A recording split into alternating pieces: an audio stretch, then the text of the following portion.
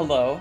So, welcome to the games channel. I don't usually record videos like this for this channel, but I'm going to be playing through Act 0 and Act 1, like, as the developer of the game. So, if you like it, I'll keep doing them, and maybe I'll do the mini games and stuff. If you don't like it, then I can stop.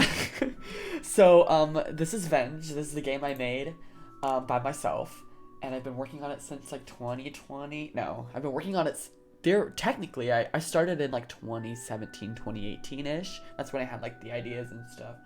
And then I released a game called Glitch, which was not a good game. And then I kind of took some time and like got better at doing stuff, and now I have Venge. So this is a special build of the game that has my debug tools enabled. And the reason I have those enabled is so that I can I'll show you some secret stuff.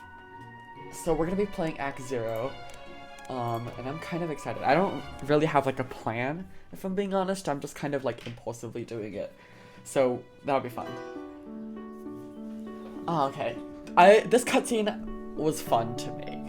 I don't really remember making it, but I do know that this is the second version of this cutscene that I made.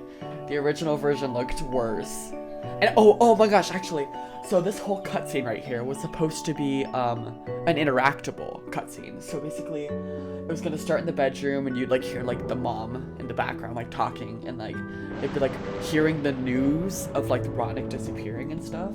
And it was supposed to be like a really like cool. But I got it into the game, and I had it working, but it didn't look good. I didn't like it. So then I eventually just pre-rendered it, which is what I'm doing right now. And pre-rendering, some people don't like it, but I think for Venge it works out really well because I can have these sorts of quality with it. So like this looks really good. The cutscene looks really good. I mean, for its time, it doesn't look good anymore to my eyes, but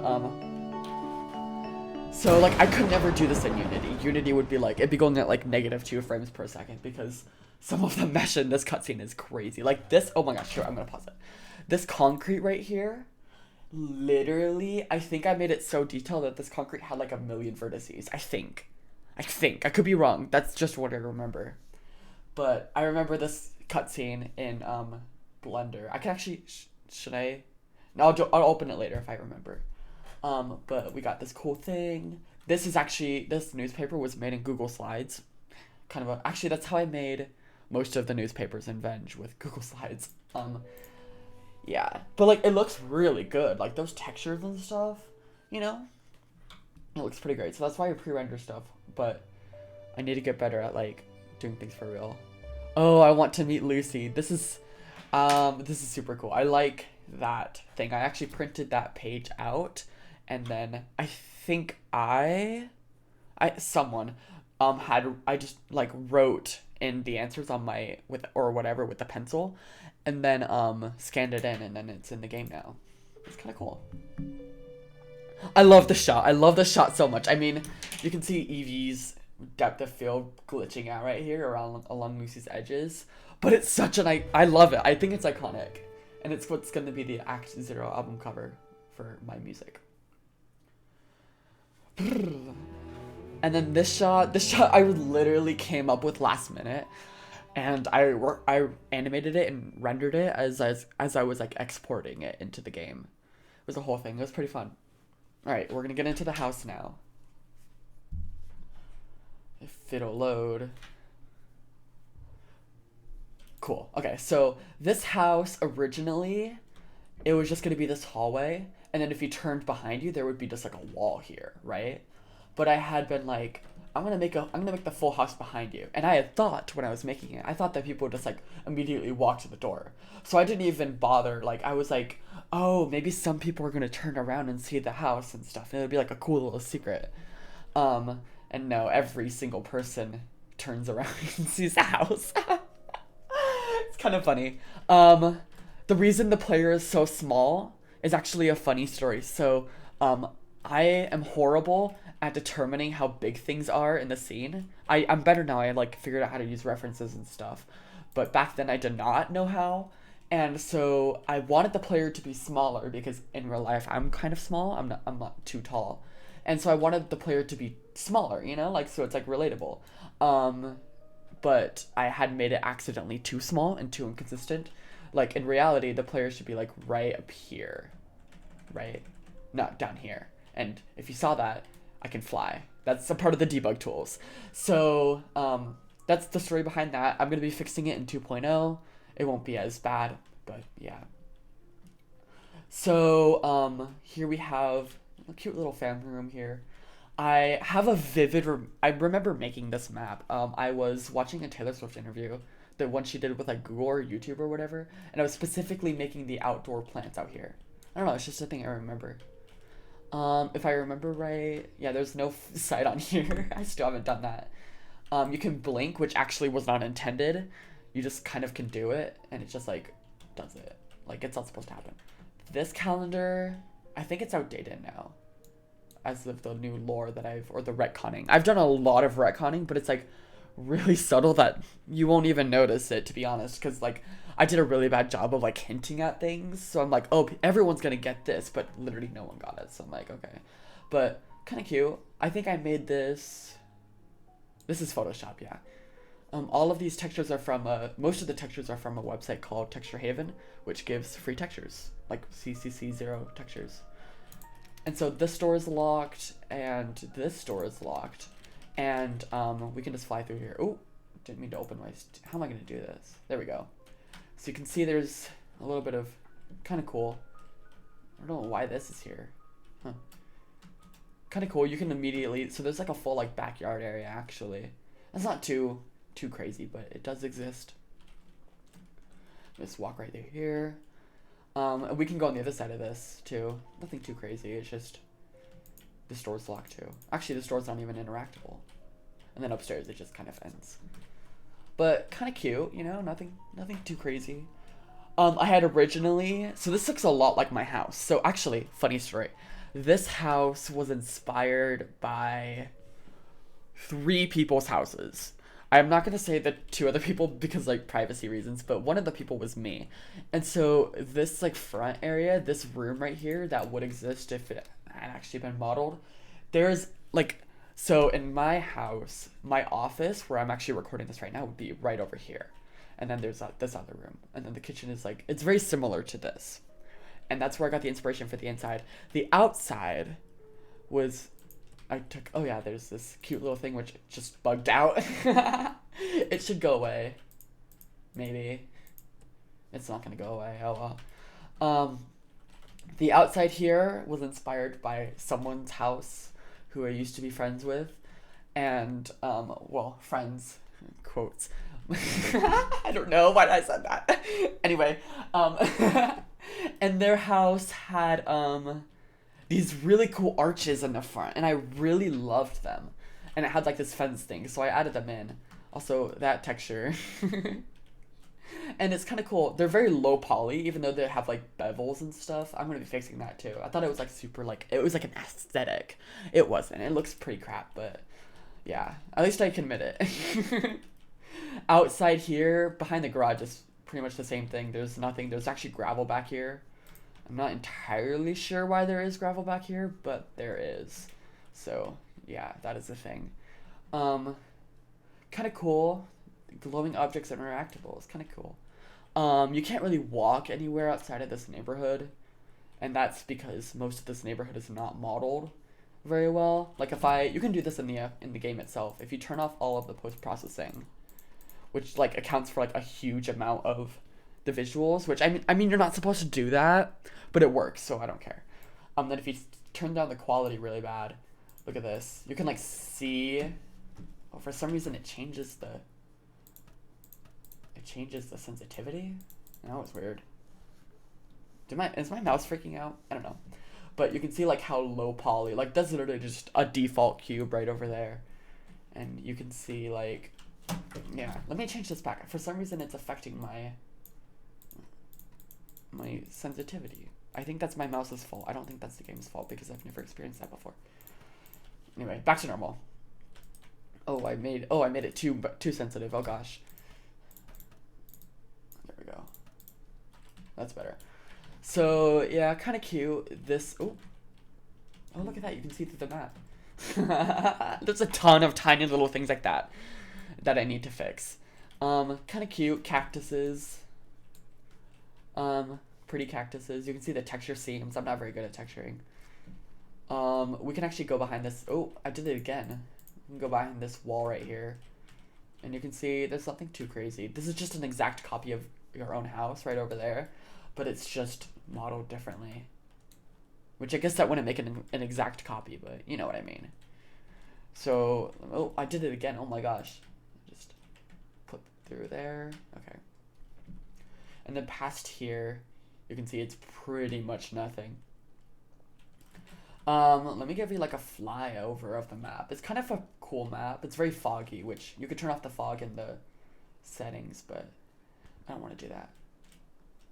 This won't let me pass through, right? Oh, so this cube right here. So one of the tools in my debugger is I can press and hold this, and it'll like teleport me to wherever I put it. It's very nice.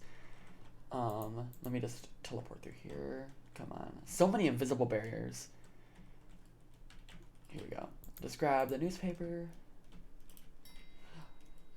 Boop, boop. Up around here. Open your backpack. Kind of cool. This UI is so outdated. Like, I've been working on like 2.0 for a while now. And it's crazy, the new inventory. It's so cool. Okay, so we're about to enter a cutscene here. And if I remember right, I can exit a cutscene. Forgot to do it though. Oh, anyway, you could read that, right? So it's kind of cool. So actually this text right here is kind of funny. So this text is completely it's underneath the ground of the house. So the camera just teleports you down there and then you look at the text. And then you'll load the scene right now. And a good amount of Venge's loading screens are very like artificial. So there was a bug with Unity when I was working on the loading screens where if you tried to load, so if you loaded into the loading screen and then I tried to like load it to a different scene immediately, it would freak out and nothing would work. So I had to add an artificial delay. Like I could have added like 0.1 seconds, right? But then I kind of went overboard and I made it like all dramatic and I added 3 seconds of fake delay for like the game to regain its composure or whatever.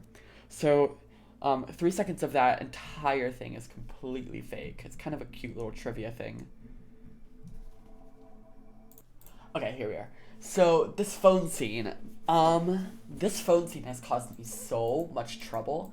I struggled to get these texts to work. Like you can even see now that it isn't properly working very well. But it's pretty cool. So I actually really don't like this scene. I don't find it fun, which is kind of ironic because I made it. But so I usually will I have cheat codes right here. They don't work, but I usually do, and it just skips it entirely. But I'm just gonna I don't remember how to solve it, to be honest, because I don't really play it. Let me see. Yeah, let's click this one. Let's see. There's not really anything too much to say about this part. It's just a lot of headaches. This scene caused so much headaches, and this phone model is not the best. I mean, that cord looks good, but that's about it. I'm gonna skip it. There's nothing too much to say. Okay, I'm getting to the ending here. It's definitely a very boring scene, but I mean, I'm gonna make it better in 2.0. Yeah, I'll just do that one. The atmosphere is good though. So there's this wood texture here, and this phone is all pre-rendered, and then there's a hole in the picture, and then there's a canvas behind it, and it actually doesn't look bad at all. Like it works. I promise I won't be long. Yeah. Okay. Thank you. I think this is the best ending. The best mini ending. As soon as let me go type faster. Cool. Okay. The bike scene. Okay, so this bike scene was probably the hardest thing to do in Act Zero. So Act Zero was done in like a few weeks. Like I powered through. And this bike scene was so hard to do, mostly because of the bike controller. Oh, thank you. So this bike controller was so tricky because like if you pressed and hold, because like it's hard to guarantee that I didn't want the player to be able to flip around, right? And that's the problem I'm still working on with like Act 2.0 or 0 2.0. Is like I can't. It's so hard, and I don't know, it's just like, it was so frustrating. So the original map for this is actually still in the game. But it doesn't exist anymore. It's like still in the game. I'm pretty sure it's still in the game files, but it's obviously unused. And it's pretty much this exact same thing, but the road was bigger and there was no hills, no turns. It was just pretty much completely flat. And then the cars looked the exact same and then just kind of came at you. And this is version 2. And then in 2.0, you'll see version 3. And version 3 is so much better. It has like a neighborhood. It has all sorts of things.